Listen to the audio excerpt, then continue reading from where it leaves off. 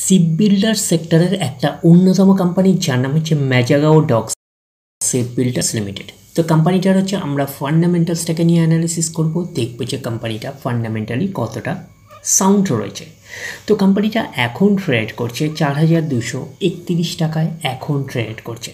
আমরা যদি চলি এই কোম্পানিটার মার্কেট ক্যাপিটালাইজ হচ্ছে অ্যাপ্রক্স 85,000 কোটি টাকার মার্কেট ক্যাপিটালাইজ, অর্থাৎ এই কোম্পানিটাকে আমরা লার্জ ক্যাপ টাইপের কোম্পানি হিসাবে কনসিডার করতেই পারি। তো কোম্পানিটার পিই রেশিও আছে কত, 36.81 হচ্ছে পিই রেশিও।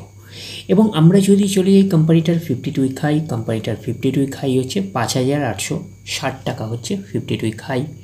এবং কোম্পানিটার আমরা যদি চলে যাই 52 উইক লো, 1742 টাকা হচ্ছে 52 উইক লো। তো কোম্পানিটার একদিনের পারফরমেন্স দিয়েছে 2%-এর মতন নেগেটিভ রিটার্ন জেনারেট করেছে একদিনে। 5 দিনের পারফরমেন্স করেছে 1%-এর মতন পজিটিভ রিটার্ন জেনারেট করেছে 5 দিনে। 1 মাসের পারফরমেন্স দিয়েছে 2%-এর মতন নেগেটিভ রিটার্ন জেনারেট করেছে 1 মাসে। 6 মাসের পারফরমেন্স দিয়েছে 125%-এর মতন পজিটিভ রিটার্ন জেনারেট করেছে 6 মাসে। 1 জানুয়ারি থেকে পারফরমেন্স করেছে 85%-এর মতন পজিটিভ রিটার্ন জেনারেট করেছে 1 জানুয়ারি থেকে।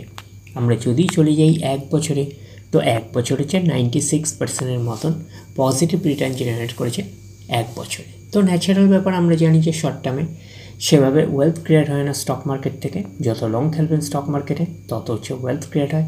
বাট এই কোম্পানিটা কিন্তু শর্ট টার্মে অর্থাৎ 1 বছরে কিন্তু একটা ডিসেন্ট টাইপের পারফরমেন্স করেছে, আমরা এইটুখানি বলতে পারি। 100% মানে ইনভেস্টমেন্ট ডবল, তো ইনভেস্টমেন্টকে কিন্তু ডবলের প্রায় কাছাকাছি করে দিয়েছে 1 বছরে, আমরা এইটুখানি বলতেই পারি। তো এখন দেখার বিষয়, কোম্পানিটা কি লং টার্মে ভালো পারফরমেন্স করেছে, লং টার্মে কি শেয়ার হোল্ডারদের ওয়েলথ ক্রিয়েট করে দিয়েছে, সেটাই কিন্তু এখন আমাদের দেখার বিষয়। তাহলে আমরা চলে যাচ্ছি ম্যাক্সিমাম চার্ট প্যাটার্নে। তো ম্যাক্সিমাম চার্ট প্যাটার্ন হিসেবে পারফরমেন্স করেছে 2418%-এর মতন পজিটিভ রিটার্ন জেনারেট করেছে অল টাইম ম্যাক্সিমাম। তো কোম্পানিটা লিস্টেড হয়েছে 2020-তে, তাহলে 2020 থেকে এখনও অব্দি রিটার্ন জেনারেট করেছে 2418%-এর মতন পজিটিভ রিটার্ন জেনারেট করেছে অল টাইম বা ম্যাক্সিমাম। তো 20-র পরে 21, 22, 23 অ্যান্ড 24, 1, 2, 3, 4, তার মানে কোম্পানিটা হচ্ছে 4 বছর হয়েছে লিস্টেড হয়েছে। তো ম্যাক্সিমাম চার্ট প্যাটার্নটাকে এখনও অবধি আমরা ডিসেন্ট হিসাবে কনসিডার করতে পারছি না। তার কারণটা কি, বেশি দিনের ডেটা হিস্ট্রি অ্যাভেলেবেল নয়, শুধুমাত্র 4 বছরের ডেটা হিস্ট্রি অ্যাভেলেবেল। তো সেই কারণে ম্যাক্সিমাম চার্ট প্যাটার্নটাকে এখনও অবধি আমরা ডিসেন্ট হিসাবে কনসিডার করতে পারছি না। বাট এইটুখানি বলতে পারি যে 4 বছরের পারফরমেন্স হিসাবে কিন্তু হিউজ ওয়েলথ ক্রিয়েট করে দিয়েছে শেয়ার হোল্ডারদের, আমরা এইটুখানি বলতে পারি। 2418%-এর মতন পজিটিভ রিটার্ন জেনারেট করেছে অল টাইম বা ম্যাক্সিমাম, অর্থাৎ 4 বছরে এটা পারফরমেন্স করেছে 2418%-এর মতন, আমরা ওইটুকুনি বলতে পারি। তো এটা গেল ফান্ডামেন্টালস পার্টের হচ্ছে একটা পার্ট, চার্ট প্যাটার্ন। এইবারে আমরা দেখবো যে ফান্ডামেন্টালস পার্টের হচ্ছে আরেকটা পার্ট হচ্ছে ব্যালেন্স শিট। দেখবো যে ব্যালেন্স শিট কতটা সাউন্ড রয়েছে। তাহলে আমরা চলে যাচ্ছি কোম্পানিটার ব্যালেন্স শিটে। আমরা চলে আসলাম কোম্পানিটার হচ্ছে ব্যালেন্স শিটে। আমরা ডেটা পাচ্ছি কবে থেকে, আমরা ডেটা পাচ্ছি 2015 থেকে আমরা ডেটা পাচ্ছি। আমরা ডিরেক্টলি চলে যাব কোম্পানিটার হচ্ছে রিজার্ভ অ্যান্ড সারপ্লাসে। তাহলে চলে আসলাম রিজার্ভ অ্যান্ড সারপ্লাসে। প্রথমে ছিল 2500 কোটির রেঞ্জে, তারপরে 2400 কোটি, তারপরে 1700 কোটি, 1700 না 2700 কোটির রেঞ্জে, তারপরে 2600 কোটির রেঞ্জে, 2900 কোটির রেঞ্জে, 2800 কোটির রেঞ্জে, 3200 কোটির রেঞ্জে, 3600 কোটির রেঞ্জে। তো 3600 কোটির রেঞ্জের পরে আমরা যেটা পাচ্ছি সেটা হচ্ছে 4500 কোটির রেঞ্জে, তারপরে 6000 কোটির রেঞ্জে, আমরা এইটুখানি বলতে পারি। তো আমরা দেখি রিজার্ভ অ্যান্ড সারপ্লাসের মধ্যে প্রথম দিকটা একটা আপস অ্যান্ড ডাউন ফেজের মধ্যে দিয়েছিল, আমরা এইটুখানি বলতে পারি। তারপরে আমরা যদি দেখি তাহলে এই জায়গাটা থেকে আমরা যদি পরপর দেখি একটা গ্রোথ রয়েছে, কনসিস্টেন্সি রয়েছে। তো এটা থেকে একটা আমরা ওভারভিউ পেতে পারি যে নেট প্রফিটের মধ্যেও হচ্ছে কনসিস্টেন্সি প্লাস গ্রোথ থাকার পসিবিলিটিস অনেক অংশে রয়েছে। তার কারণটা কি, নেট প্রফিটের কিছু অংশ রিজার্ভ অ্যান্ড সারপ্লাসে ট্রান্সফার হয়। তাহলে আমাদের কাছে ওভারঅল ভিউটা ক্লিয়ার হয়ে যাবে কোম্পানিটার প্রফিট অ্যান্ড লসে গেলে। তো প্রফিট অ্যান্ড লসে গেলে ক্লিয়ার হয়ে যাবে যে নেট প্রফিটের মধ্যে কতটা কনসিস্টেন্সি রয়েছে, কতটা গ্রোথ রয়েছে। তো রিজার্ভ অ্যান্ড সারপ্লাস এখন রয়েছে 6000 কোটির রেঞ্জে, আমরা এইটুকুনি বলতেই পারি। এইবারে আমরা চলে যাব কোম্পানিটার হচ্ছে লং টার্ম বোরিং। তো লং টার্ম বোরিংয়ে যদি আমরা যাই তাহলে ছিল কত, 80 কোটির রেঞ্জে। তারপরে আমরা দেখতে পাচ্ছি পরপর কিন্তু জিরো রয়েছে। তো লং টার্ম বোরিং জিরো মানে কোম্পানির ক্ষেত্রে একটা পজিটিভ সাইন। তার মানে কোম্পানির এক্সট্রা কোনো বার্ডেন থাকছে না ইন্টারেস্ট পে করার ব্যাপারে। এইবারে আমরা দেখে নিই যে লং টার্ম বোরিং আমরা পেয়ে গেলাম। তো এইবারে আমরা চলে যাচ্ছি কোম্পানিটার হচ্ছে ক্যাশ অ্যান্ড ক্যাশ ইকুইভ্যালেন্টে। দেখি ক্যাশ অ্যান্ড ক্যাশ ইকুইভ্যালেন্টের অবস্থান কী রকম রয়েছে। তো আমরা চলে আসছি কোম্পানিটার হচ্ছে ক্যাশ অ্যান্ড ক্যাশ ইকুইভ্যালেন্ট। তাহলে চলে আসলাম ক্যাশ অ্যান্ড ক্যাশ ইকুইভ্যালেন্ট। প্রথমে ছিল 7,600 কোটি রেঞ্জে, আর তারপরে হলো 8,800 কোটির রেঞ্জে, 8,300 কোটি, 7,100 কোটি, 7,400 কোটি, 5,700 কোটি, 8,000 কোটির রেঞ্জে, 11,500 কোটির রেঞ্জে আমরা এইটুকুনি বলতে পারি। তারপরে 11,500 পরে হচ্ছে 13,200 কোটির রেঞ্জে, 14,200 কোটির রেঞ্জে। তো ওভারঅল আমরা দেখতে পাচ্ছি এই ব্যালেন্স শিটটাকে আমরা 5 স্টার টাইপের ব্যালেন্স শিট হিসাবে কনসিডার করতেই পারি। তার কারণটা কি, কোম্পানিটা একটা লার্জ ক্যাপ টাইপের কোম্পানি। তো লার্জ ক্যাপ টাইপের কোম্পানি হিসাবে কিন্তু ক্যাশটা মোটামুটি অনেকটাই রয়েছে, এইটুকুনি বলতে পারি 14,200 কোটির রেঞ্জে। এবং কোম্পানিটার আমরা কী রেখেছিলাম, কোম্পানিটার হচ্ছে রিজার্ভ অ্যান্ড সারপ্লাস। তো রিজার্ভ অ্যান্ড সারপ্লাসের মধ্যে আমরা কনসিস্টেন্সি এবং হচ্ছে গ্রোথও পেয়েছিলাম। তো এখন রিজার্ভ অ্যান্ড সারপ্লাস রয়েছে 6,000 কোটির রেঞ্জে, আমরা এইটুকুনি বলতে পারি। আর লং টার্ম বোরিং হচ্ছে 0 রয়েছে, তার মানে কোম্পানি ডেপ ফ্রি হিসাবে কিন্তু আমরা কনসিডার করতেই পারি।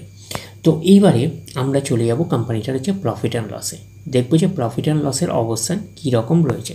তো আমরা চলে আসলাম প্রফিট অ্যান্ড লসে। আমরা ডেটা পাচ্ছি কবে থেকে, 2015 থেকে আমরা ডেটা পাচ্ছি।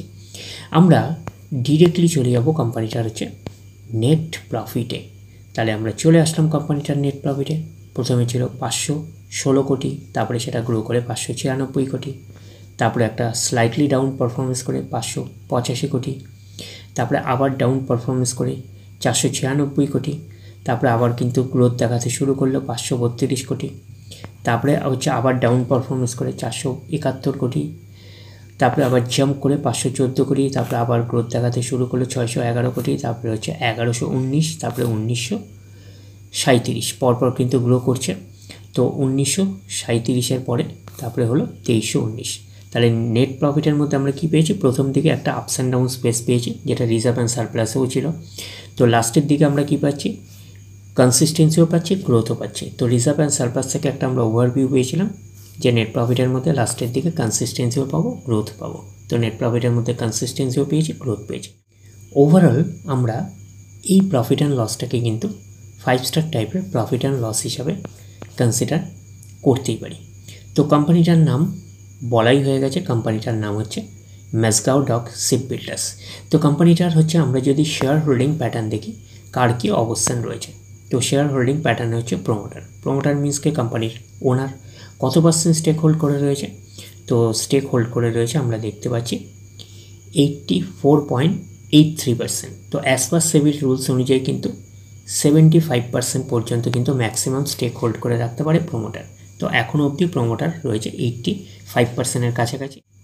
পরবর্তী টাইমে কোম্পানিটা তার কিন্তু ওএফএসের মাধ্যমে কিন্তু রেশিওটাকে কিন্তু মেনটেন করে 75 রেশিওতে নিয়ে চলে আসবে, এটা থেকে স্টেকটা কমিয়ে।